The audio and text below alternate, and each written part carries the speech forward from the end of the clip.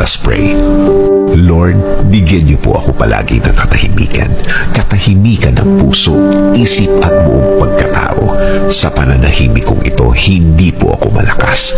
Inaamin ko po sa inyo, Panginoon.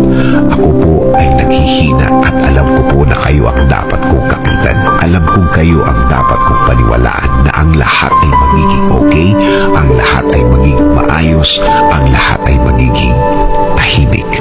Kakapit pa rin ako sa inyong magandang plano. Kakapit pa rin ako sa inyong magandang bukas na pangako. Alam kong ang lahat ng oras na may problema ay mabilis na lilipas, mabilis na mawawala. Alam ko din, Lord, na hindi ibig sabihin na wala akong nakikitang nangyayari ay walang nangyayari. Alam kong inumpisahan niyo na akong tulungan sa ibang mga bahagi ng aking problema.